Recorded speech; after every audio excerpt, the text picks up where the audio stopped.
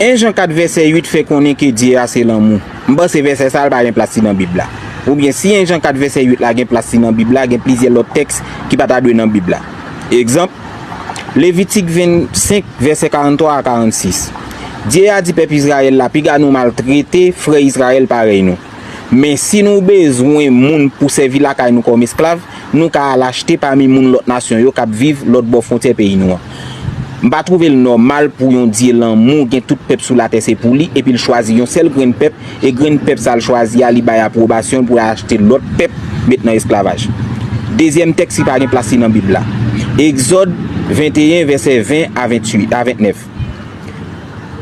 Dieu a dit si yon met bat esclave li à coup de feu jusqu'à ce qu'il mourit, si esclave la mourit sous les champs, mettre la gen pour le payer un amende. Mais si esclave la fait un jour ou bien 2 jours avant de mourir, mettre la pas gen amende pour le payer parce que c'est à cob li t'a acheté.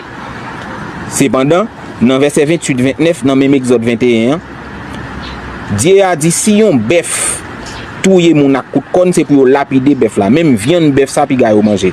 Yon bœuf qui pas même gen conscience même Jacques moun. Dans verset 29 mais ça le dit. Si c'est pas première fois bœuf là attaquer moun, c'est pour non seulement touyer bœuf là et puis touyer mettre bœuf là tout comme punition. C'est pas dans verset 20-21 mais ça le dit si on met bat esclave li à coup de feu jusqu'à ce qu'elle mourit, mettre là seulement payer amende si esclave là mourir sous place. Gon paquet de verset dans Bible là qui pas gen place yo. Si Dieu a c'est l'amour. Respect pour nous.